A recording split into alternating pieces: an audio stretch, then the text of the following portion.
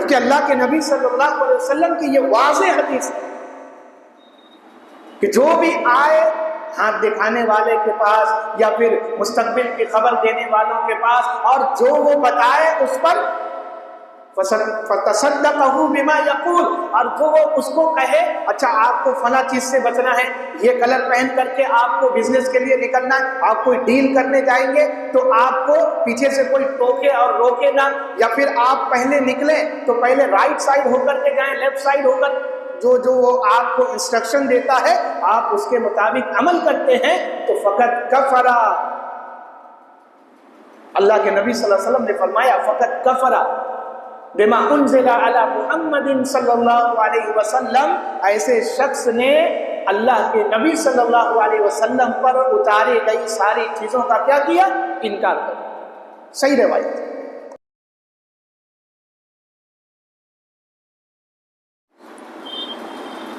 گزشتہ درس میں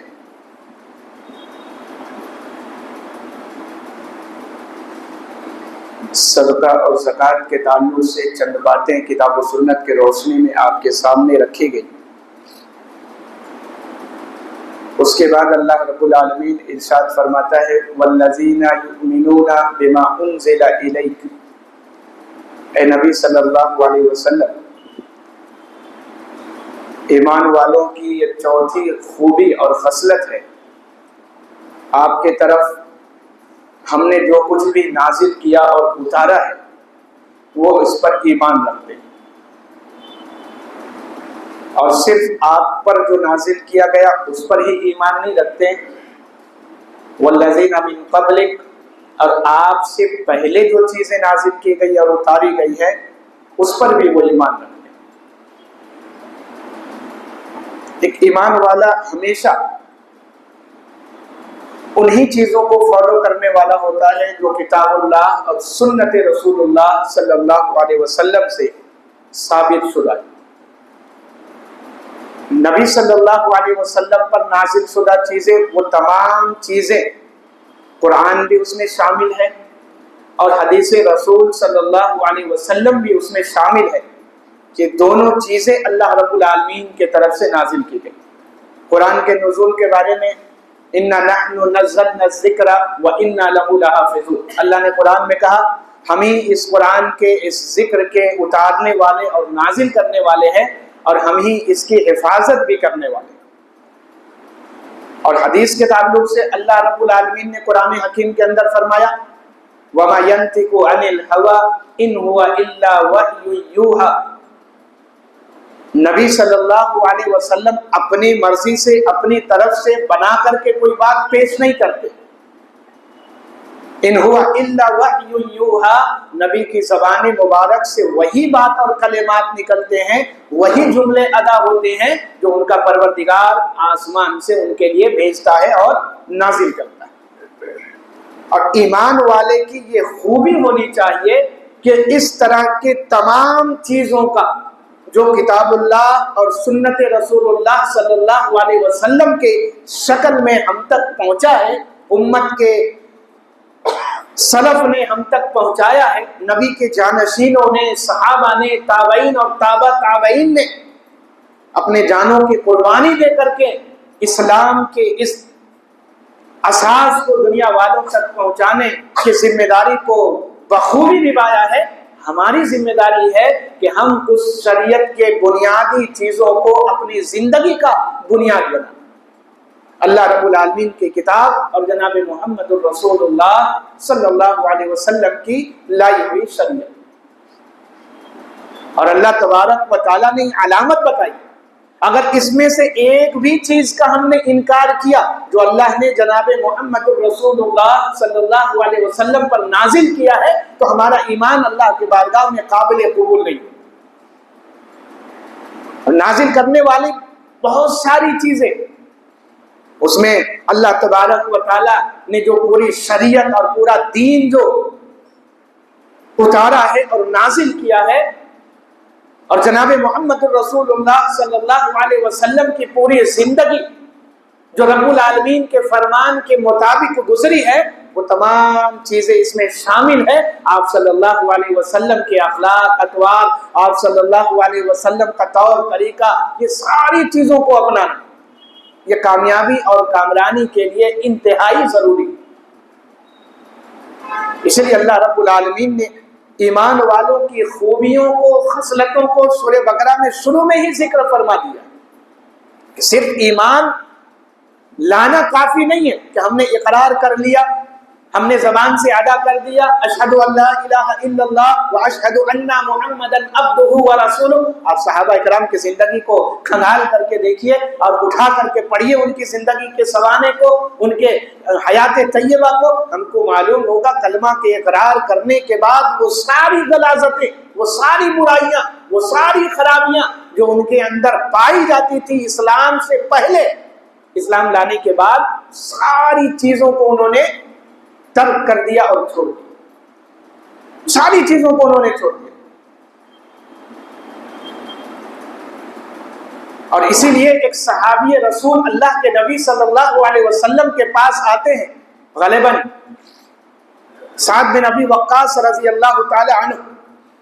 اور جب تشریف لاتے ہیں اللہ کے نبی صلی اللہ علیہ وسلم کے سامنے اسلام قبول کرنے کے لیے، آپ صلی اللہ علیہ وسلم کے ہاتھ پر بیعت کرنے کے لیے اپنا ہاتھ آگے بڑھاتے ہیں، اور آگے بڑھانے کے بعد پھر پیچھے کھینچ لیتے ہیں۔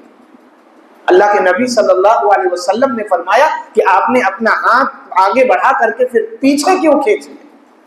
تو فرماتے ہیں اے اللہ کے نبی صلی اللہ علیہ وسلم، پہلے ایک بات مجھے یہ بتائیے کہ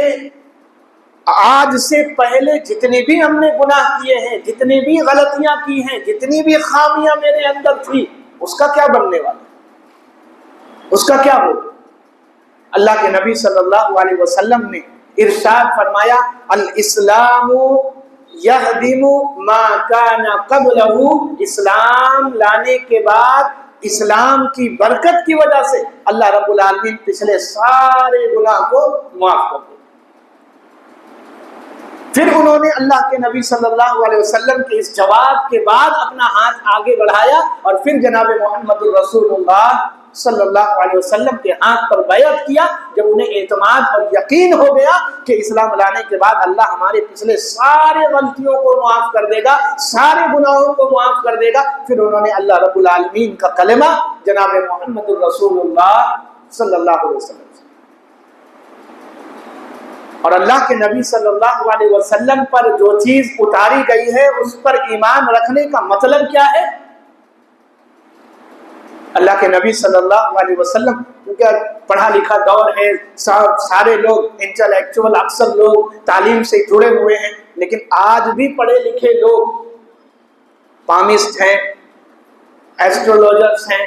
جا کر کے ایون مسلمان بھی بہت سارے ایسے ہیں جو اپنے آپ کو سو کالڈ مسلم، اگر ہم انہیں کہیں تو غلط نہیں ہوگا، وہ مسلمان ہیں، پڑھے لکھے اور تعلیم یافتہ ہیں، لیکن وہ اپنا مستقبل جاننے کے لیے کہ کاروبار اچھا ہوگا کہ نہیں، بزنس چلے گا کہ نہیں، گھر کی خریداری اس میں برکت ہوگی کہ نہیں، شادی کرے گا تو اچھا ہوگا کہ نہیں، زمینیں خرید رہے ہیں تو وہ ہمارے لیے فائدہ مند اور سود مند ہوگا کہ نہیں، پامسٹ کے سامنے جا کر کے، ایسٹرولوجرز کے سامنے جا کر کے اپنے ہاتھ پھیلا کر کے اپنے تقدیر کی لکیریں دکھاتے ہیں اور اس پر ایمان لے۔ لیکن اللہ کے نبی صلی اللہ علیہ وسلم نے کیا فرمایا؟ من اتی عرافا او کاہنا، من اتی عرافا او کاہنا فتصدق بما یقول، اللہ کے نبی صلی اللہ علیہ وسلم فرماتے ہیں کہ جو کوئی بھی ایمان والا کسی کاہن، ایسٹرولوجر ہو یا پھر پامسٹ ہو یا مستقبل کی بات بتانے کا دعویٰ کرنے والا، نجومی وغیرہ جو ہاتھ دے کر کے بتاتے ہیں، حد تو یہ ہے کہ کوئی طوطا لے کر کے، مینا لے کر کے بیٹھا رہتا ہے اور ہم اس پر یقین کر کے اپنی قسمت کا حال اس کے نکالے ہوئے پرچی سے سن کر کے خوش ہو جاتے ہیں اور انہیں نذرانہ دے کر کے چلے جاتے ہیں۔ افسوس تو اس بات کا ہے، جبکہ اللہ کے نبی صلی اللہ علیہ وسلم کی یہ واضح حدیث ہے کہ جو بھی آئے ہاتھ دکھانے والے کے پاس یا پھر مستقبل کی خبر دینے والوں کے پاس اور جو وہ بتائے اس پر فَتَصَدَّقَهُ بِمَا يَقُولُ، اور جو وہ اس کو کہے اچھا آپ کو فلاں چیز سے بچنا ہے، یہ کلر پہن کر کے آپ کو بزنس کے لیے نکلنا ہے، آپ کوئی ڈیل کرنے جائیں گے تو آپ کو پیچھے سے کوئی ٹوکے اور روکے نہ، یا پھر آپ پہلے نکلیں تو پہلے رائٹ سائڈ ہو کر کے جائیں، لیفٹ سائڈ ہو کر، جو وہ آپ کو انسٹرکشن دیتا ہے آپ اس کے مطابق عمل کرتے ہیں تو فقط کفر، اللہ کے نبی صلی اللہ علیہ وسلم نے فرمایا فقط کفر بما انزل علی محمد صلی اللہ علیہ وسلم، ایسے شخص نے اللہ کے نبی صلی اللہ علیہ وسلم پر اتاری گئی ساری چیزوں کا کیا کیا؟ انکار کر دیا۔ صحیح روایت۔ آپ سوچئے معمولی بات نہیں، ایک ایمان والا جو اللہ اور رسول کا کلمہ پڑھنے والا ہے اور اس کے بعد وہ جا کر کے لوگوں کے سامنے اپنے ہی طرح انسان کے سامنے ہاتھ پھیلا کر کے کیا کہے کہ ہماری تقدیر بتائیے، مستقبل کی باتیں بتائیے، اور ہماری لکیریں کیا کہتی ہیں، کامیابی ہے یا کامیابی نہیں ہے، فائدہ ہوگا یا فائدہ نہیں ہوگا، بیماری اچھی ہوگی یا نہیں اچھی ہوگی، کام کرے گا یا نہیں، یہ ساری چیزیں ہم کہاں، جبکہ اللہ تبارک و تعالیٰ نے یہ ساری چیزیں تقدیر میں ہماری پہلے سے لکھ دی۔ یوم خلق السماوات والارض، زمین اور آسمان کی تخلیق سے بھی پہلے 50,000 سال پہلے اللہ تبارک و تعالیٰ نے تقدیر کو لکھ دیا ہے، یہ انسانوں کی تخلیق سے پہلے، زمین اور آسمان کی تخلیق سے پہلے سے اللہ رب العالمین نے مقرر کر کے رکھ دیا۔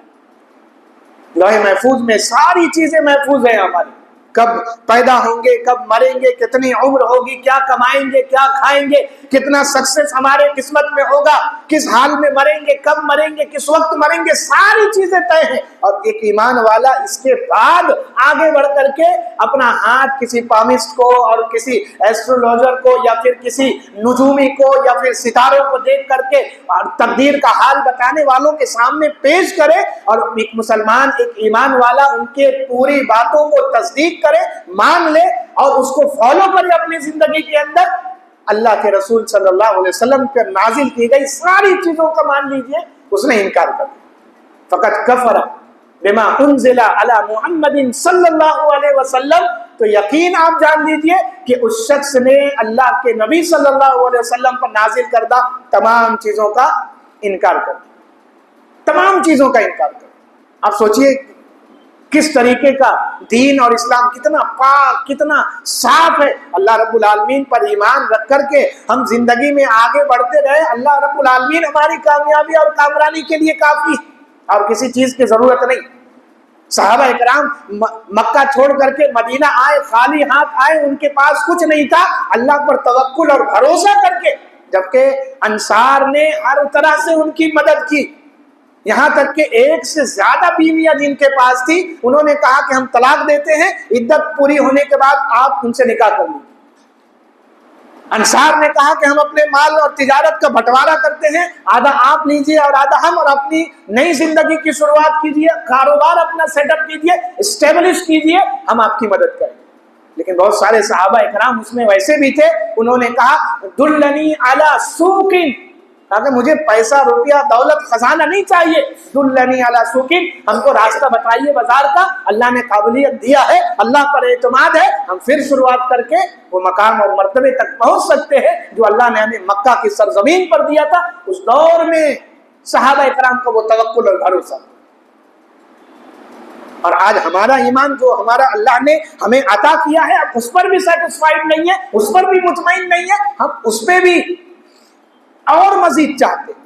لیکن ہمیں تو معلوم ہونا چاہیے، گزشتہ درس میں میں نے آپ کو بتایا کہ اللہ مال جتنا عطا کرے گا، حساب و کتاب اتنی باریکی سے اللہ تبارک و تعالیٰ لے گا، مال کہاں سے آیا، مال کہاں سے گیا، ڈیبٹ، کریڈٹ، ساری چیزیں آپ کو اللہ رب العالمین کے سامنے کھڑے ہو کر کے بتانا پڑے گا۔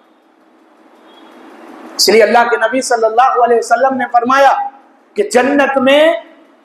غربا جو ہیں، غریب لوگ، مسکین لوگ جو ہیں، 40 سال پہلے امیروں سے داخل ہو گئے۔ 40 سال پہلے۔ کیوں 40 سال پہلے؟ ان کے پاس کچھ نہیں ہے حساب دینے کے لیے، مال کم، جتنا کمایا اپنے پر خرچ کیا، آل و اولاد پر خرچ کیا، معاملہ ختم۔ اللہ کے نبی صلی اللہ علیہ وسلم کیوں بانٹ دیا کرتے تھے اپنے مال، اور سارے جو بھی ان کے پاس آتا صدقہ کر دیا کرتے؟ صحابہ اکرام کا عمل ایسا کیوں تھا کہ مال آیا، ضرورت کا پیسہ رکھ کر کے اللہ کے راستے میں خرچ کر دیتے، وہ حساب اور کتاب کا وقت جو ہوگا، اللہ رب العالمین کے سامنے کھڑے ہو کر کے ایک ایک پائی کا حساب جو دینا پڑے گا، وہ آج کے اس سختی سے، پریشانی سے کہیں زیادہ مشکل، کہیں زیادہ تکلیف دے۔ وہاں ہم کیسے جواب دیں گے؟ وہاں ہمارا سی اے جا کر کے وہاں پر صفائی نہیں پیش کرے گا،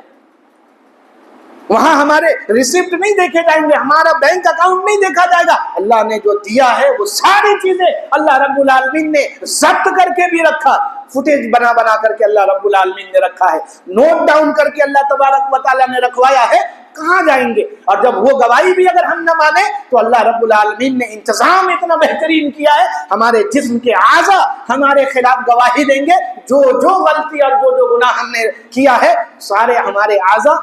جواب دیں۔ بھاگنے کی کوئی راہ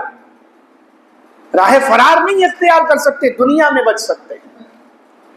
دنیاوی زندگی میں ہم اپنے آپ کو اپنے پیسے کی وجہ سے، اپنے عہدے کی وجہ سے، اور اپنے اسٹیٹس کی وجہ سے، اور اپنے بڑے خاندان کی وجہ سے، جاہ و جلال کی وجہ سے تو بچ سکتے ہیں، لیکن آخرت میں اللہ رب العالمین کا اعلان کرے گا، جب میزان رکھ دیا جائے گا، قائم کر دیا جائے گا، اللہ علی الاعلان کہے گا این الجبارون این المتکبرون، کہاں ہیں تکبر کرنے والے، کہاں ہیں ظلم اور زیادتی کرنے والے،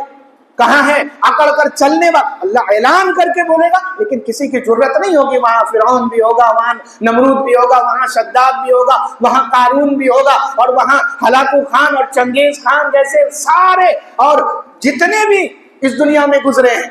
سب قطار لگا کر کے کھڑے ہوں گے، ضرورت نہیں ہوگی، اللہ اعلان کرے گا این الجبارون این المتکبرون۔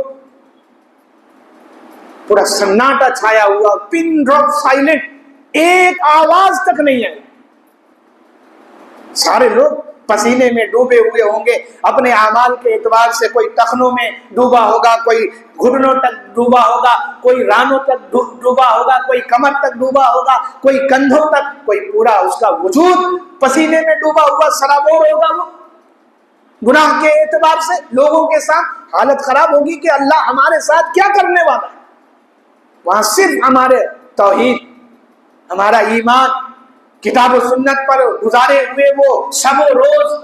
اللہ رب العالمین کے سامنے رو رو کر کے گزارا ہوا وہ لمحہ اور وہ پل، اللہ کے نبی صلی اللہ علیہ وسلم نے کیا فرمایا کہ اللہ تبارک و تعالیٰ اس آنکھ کو جنت کے آگ سے دور رکھے گا، یا جہنم کے آگ سے دور رکھے گا، یا جہنم کی آگ اس آنکھ کو نہیں جلا سکتی ہے جو آنکھ تنہائی میں اللہ کے ڈر اور خوف سے برسنے والی ہو اور آنسو ٹپکانے والی۔ اللہ کے نبی صلی اللہ علیہ وسلم نے فرمایا ایسا معاملہ، اور وہ اللہ رب العالمین کے سامنے ہمیں ایک ایک چیز کا جواب دینا پڑے گا اور حساب دینا پڑے گا، اور اللہ تبارک و تعالی ہم سے پوچھے گا۔ ہم تو کہیں بھی جا کر کے ہاتھ پھیلا دے رہے ہیں دیکھنے کے لیے، کہیں بھی جا کر کے ہم کھڑے، نمبر کسی نے بتا دیا، سپرسٹیشن نحوست لیتے ہیں، کسی نے بتا دیا کہ یہ چیز منحوس سے نہیں کرتے۔ آج ہمارے گھر کی عورتوں کے حالات کتنے بگڑے ہوئے اور خراب۔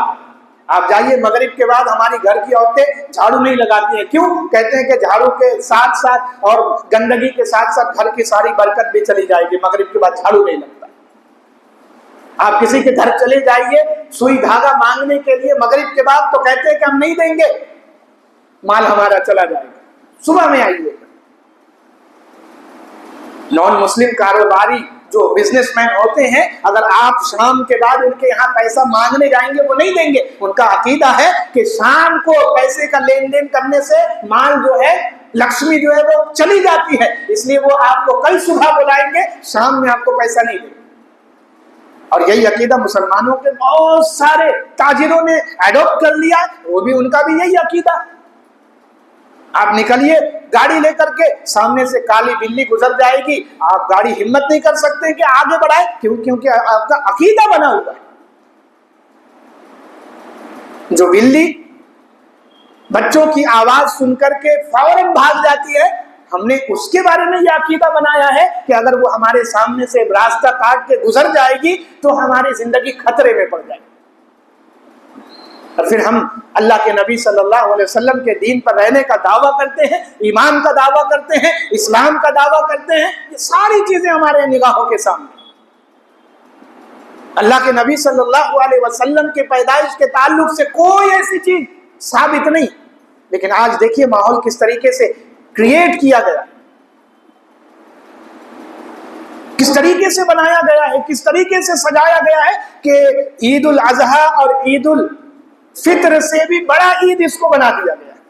باقاعدہ لوگ نہاتے ہیں، غسل کرتے ہیں، نئے کپڑے بنواتے ہیں، بچوں کو نئے کپڑے دلواتے ہیں، اور شیر خورما بنایا جاتا ہے۔ کئی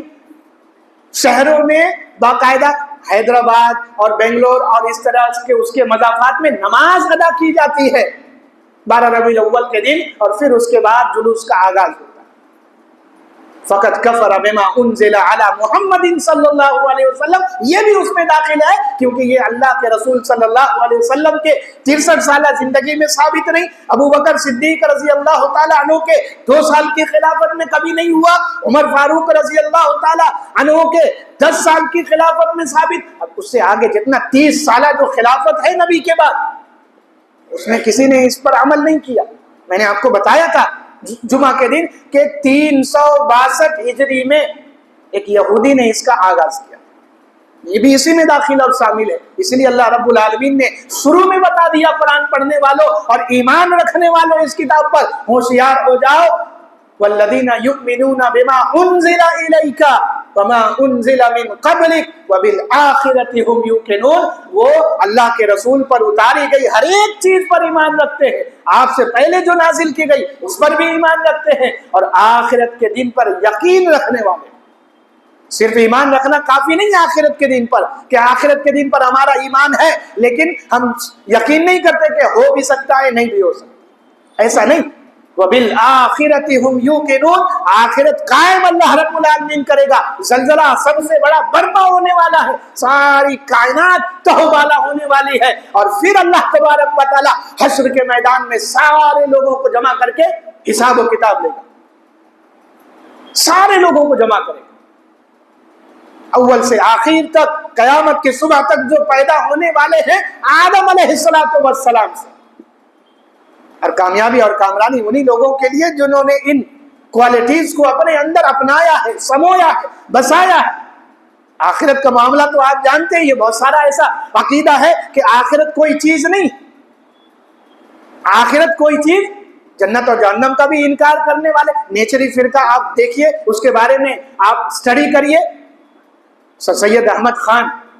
مسلم علی گڑھ مسلم یونیورسٹی کے فاؤنڈر اور بانی، بے شک ان کے کارنامے، ان کی کوششیں امت اسلامیہ کے لیے ان کا ایک بہت بڑا ثمرہ ہے۔